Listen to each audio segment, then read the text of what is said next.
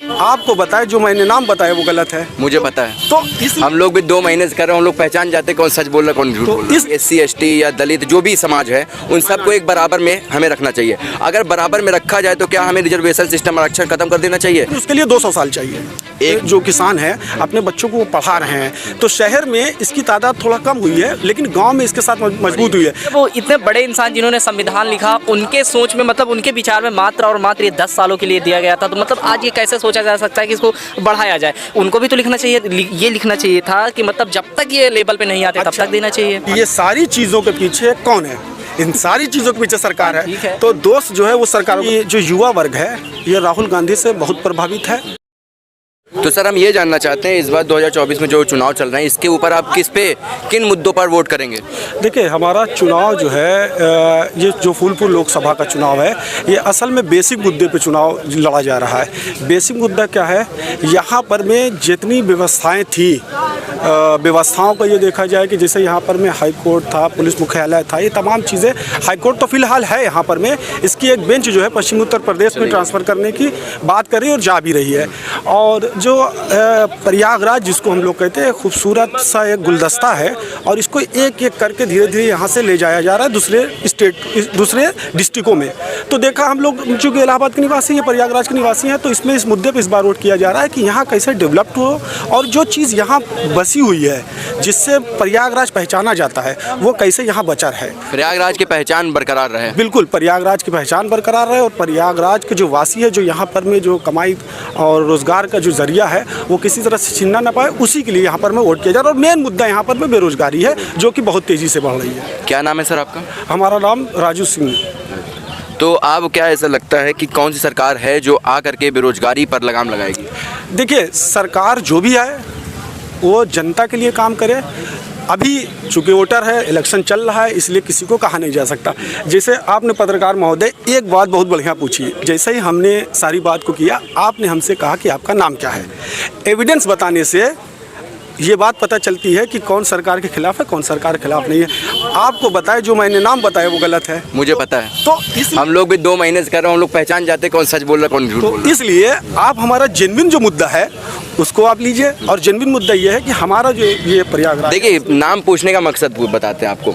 सरकार को ये पता चलना चाहिए कौन से लोग हमसे नाराज हैं, कौन से लोग हमसे खुश हैं, ताकि वो उन लोगों के लिए कुछ, जैसे राहुल गांधी ने कहा कि हम अगर आएंगे हम जनगणना कराएंगे, किसके नाम पर? जाति के नाम पर।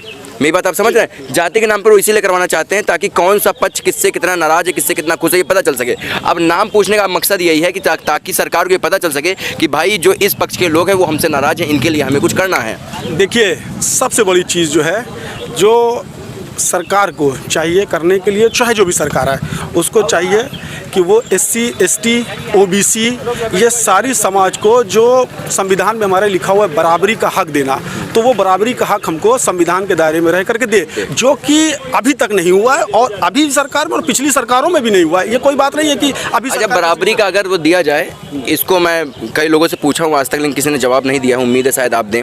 जैसे लोग बोलते हैं कि भाई SC ST या दलित जो भी समाज है उन सबको एक बराबर में हमें रखना चाहिए। अगर बराबर में रखा जाए तो क्या हमें रिजर्वेशन सिस्टम आरक्षण खत्म कर देना चाहिए? क्योंकि अगर बराबर, देखिए एक हम बात कर रहे हैं, मान लीजिए मैं कोई दलित हूँ, आप ब्राह्मण हैं, आपने किसी परीक्षा दिया, आपने फॉर्म भरा 1600 का, मैंने फॉर्म भरा 300 का, आप 200 नंबर पा करके पास नहीं हो पाए, मैं 80 नंबर पा के पास हो गया, तो यहाँ पर भी तो बराबरी करना चाहिए। बिल्कुल, आपने सही सवाल किया और सही सवाल का जवाब ये ले लीजिए।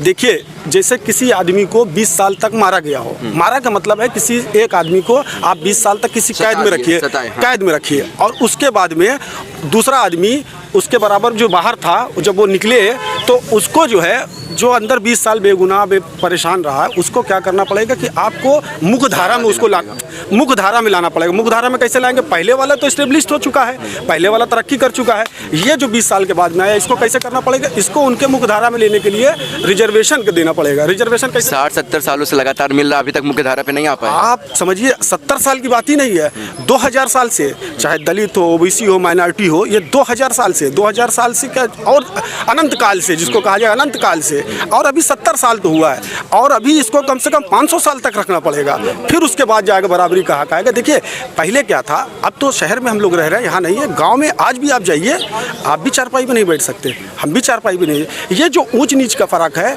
ये अभी कम से कम इस पर देखिए, संविधान में कहा है कि धीरे धीरे इस पर बात करना चाहिए, इसको धीरे धीरे कम करना चाहिए, लेकिन अभी नहीं, अभी इसकी बिल्कुल ज़रूरत नहीं है। और ये जो डॉक्टर भीमराव अम्बेडकर जी का संविधान या संविधान सभा में इसको जो बनाया गया था, इसलिए इसको ऐसे बनाया गया था कि ताकि इसमें कोई भी जरा सा लोच ना आए।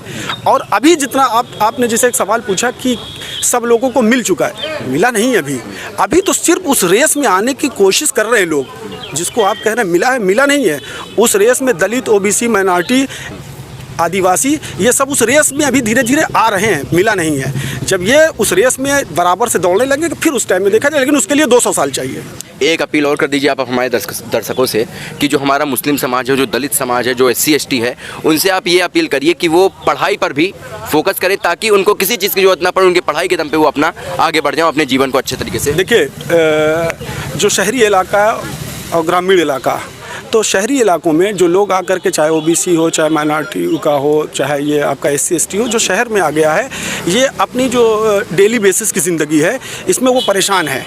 लेकिन ग्रामीण एरिया में आप जाइएगा तो वहाँ पर में क्या है, आज भी जो लोग पढ़ रहे हैं, मतलब अपने जो किसान हैं अपने बच्चों को वो पढ़ा रहे हैं। तो शहर में इसकी तादाद थोड़ा कम हुई है, लेकिन गाँव में इसके साथ मजबूत हुई है। उसका एग्जाम्पल देख लीजिए, IAS और PCS ये आपको गाँव से मिलेंगे, गाँव से बिलोंग करने वाले, शहर से वाले जो सिविल सर्विसेज में नीचे, हाँ 4th क्लास में एम्प्लॉय, 3rd क्लास में इसमें आएंगे। तो ऐसा नहीं है तादाद, लेकिन हम तमाम आपके सुनने वाले दर्शकों से यही कहना चाहते हैं कि देखिए आप एजुकेशन पे ध्यान रखिए, और सरकार कोई भी आए, आप सरकार जो है वर्तमान सरकार को, चाहे पीछे की सरकार है, जिसको बनाना है, जिसको बिगाड़ना है, उसकी बात अलग है, लेकिन जो भी सरकार आए उससे आप अपने हक को मांगिए और एजुकेशन के लिए मांगिए, शिक्षा की तरफ उसको बढ़ाइए।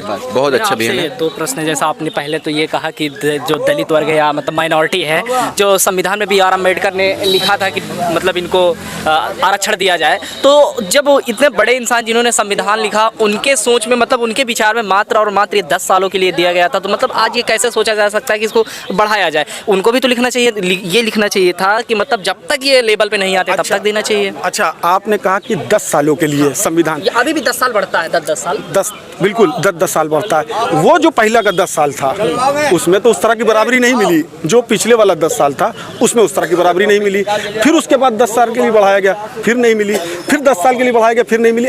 आप जो जिस बात को कह रहे हैं वो 10 साल। अभी आप देखिए, अभी रिजर्वेशन में आपको कोटा कर दिया गया है, EWS, तो आप कहाँ बराबरी दे रहे हैं? बराबरी दे ही नहीं पा रहे हैं। जहाँ बराबरी, मेरा कहने का मतलब ये नहीं है, जैसे सर ने भी अभी कहा था कि मतलब मैं 500 का फॉर्म भर रहा हूँ, 0 रुपये का फॉर्म भर रहा है। मेरे कहने का मतलब ये नहीं है कि मतलब आप लोग आरक्षण ना दो। मेरे कहने का मतलब है कि आप लोग अगर इकोनॉमिक बेस पे दें आरक्षण तो ज़्यादा बेहतर होगा। मतलब ब्राह्मण भी गरीब है, एक दलित भी गरीब है। जैसे रामविलास पासवान का लड़का अगर भर रहा है फॉर्म तो वो 0 रुपये में भर रहा है, और अगर राजकुमार शुक्ला नरेगा में काम कर रहे हैं, उनका लड़का भर रहा है तो 500 रुपया दे रहा है। मतलब आपको इसकी तादाद देखना पड़ेगी। आप नहीं, आप देखिए, आपने सवाल किया उसका जवाब ले लीजिए। आपको इसकी तादाद देखना पड़ेगी। रामविलास पासवान के कितने, रामविलास पासवान के जैसे हिंदुस्तान में कितने लड़के हैं? नहीं है ना तादाद, लेकिन आप जब ब्राह्मण की बात करेंगे तो ज़्यादा मिलेगा। तो मतलब दोनों की बात सही है, दोनों की एक ही बात है।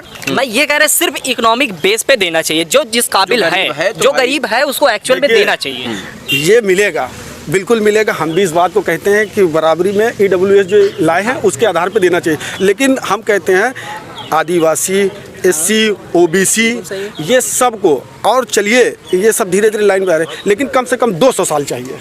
चलिए ठीक है, चलिए मान लिए बात। लेकिन दूसरी बात आपसे मैं ये पूछना चाहूँ, आपने कहा कि देखिए मैं भी गांव से हूँ, एक किसान का लड़का हूँ। आपने ये कहा कि गांव में किसान अपने लड़कों को पढ़ाते। देखिए सरकार ने कहा था किसान के, देखो चाहे वो प्रेजेंट की सरकार हो चाहे पास्ट की सरकार हो, सबने कहा कि किसानों की आय दोगुना करेंगे, वो आज तक नहीं हुई है। शिक्षा पर GST लगने लगी है, शिक्षा इतनी ज़्यादा महंगी हो रही है कि किसान भी अपने लड़कों को आज नहीं अच्छे स्कूल में पढ़ा पा रहा है। और आप लोग वर्तमान सरकार में GST 18% लगी है कि पिछली सरकारों में लगी है? ठीक है, वर्तमान सरकार पर लगी, लेकिन शिक्षा जो था, शिक्षा का माहौल आज से नहीं, प्राचीन काल से ही बिगड़ा चला आ रहा है। जब कांग्रेस की सरकार थी उस समय भी स्कूल के हालात बदतर थे और आज भी। 18% की जो आपने बात कही, ये बताइए ये कब से लगा है? ये 18% जो GST लगी शिक्षा पे, ये अभी जो सरकारें चल रही हैं उन्होंने लगाया, इससे पहले सरकारों में नहीं था। आपने कहा कि उधर के किसान पढ़ा रहे, मैं उसकी मतलब बता रहा हूँ कि भाई ये समस्याएं हैं। मैं भी गांव से हूँ, किसान का लड़का हूँ। देखिए थोड़ा सा एक इसमें जो है थोड़ा सा ये बात कहना चाहते हैं हम कि देखिए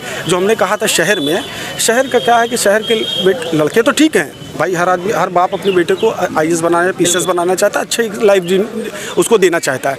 लेकिन हो क्या रहा है कि अब हम लोग, जैसे हम लोग यूनिवर्सिटी में टाइम में थे तो पढ़ लिख करके किसी तरह से कोई कहीं सिलेक्ट हो। अब क्या है कि अब ये जो दौर आ गया है, शहरों में देखा है मोबाइल फ़ोन, बाइक, गाड़ी, मनोरंजन की बहुत सारी चीज़ें हैं और घूमना। आप समझिए हम लोग बचपन से बड़े हो गए और जब यूनिवर्सिटी छोड़ करके हमको लगता है तब आए तो कहा गया कि ऐसा करो कि चलो लखनऊ चलते हैं। तब पहली बार यूनिवर्सिटी के दौर में हमने पहली बार लखनऊ देखा। लेकिन अब लड़का बहुत बड़ा होता है, शिमला पहले देख लेता है। तो शहर के लड़के देख रहे हैं, गांव के लड़के नहीं, गांव के लड़के पढ़ रहे हैं। हाँ। उस बात पे हम यहाँ के हिसाब से परसेंटेज वहाँ ज़्यादा है पढ़ने वालों की। शिक्षा महंगी है, मेरा कहने मुद्दा ये है। शिक्षा महंगी तो है, महंगी है शिक्षा। सरकार से अपील है कि शिक्षा को सस्ती की जानी चाहिए। नहीं, किसान नहीं पढ़ा सकता भाई, किसान की आय इतनी कमजोर है कि अब आप किसान नहीं भाई, कोई इंसान हो, इस समय महंगाई इतनी है। कहेंगे कि महंगाई है, आलू 40 रुपए किलो बिक रहा है, किसान का फायदा नहीं। भाई किसान के घर से 10 रुपए किलो बिक चुका है, किसान के घर से 5 रुपए किलो आलू बिक चुका है। आज किसके पास है? धन्ना सेठ के पास आलू रखा है, वो 40 में बेच रहा है, किसान नहीं बेच रहा है। देखिए किसान से चला, फिर हम एक बात कहेंगे कि ये सारी चीज़ों के पीछे कौन है? इन सारी चीज़ों के पीछे सरकार है। तो दोस्त जो है वो सरकारों का, वर्तमान सरकार की बात नहीं कर रहा है, पिछली भी सरकारों का, वर्तमान सरकारों का। जैसे अभी वर्तमान सरकार कह रही ना कि हम आएंगे तो किसान जो है बिल लाएंगे, तो पिछली बार भी थे, आप ला सकते उस। अभी वर्तमान सरकार कह रही है कि हम अगली बार आएंगे तो किसान बिल लेके आएंगे, अच्छे से करेंगे। पिछली सरकार जो थी वो अब आने के लिए कह रही है कि हम ले आएंगे। कहे दोनों लोग रहे, ला कोई नहीं रहा है। वोट पाने के लिए कह दे रहे हैं। एक बात और आपको बता दें बड़ी उससे कि जो युवा वर्ग है ये राहुल गांधी से बहुत प्रभावित है।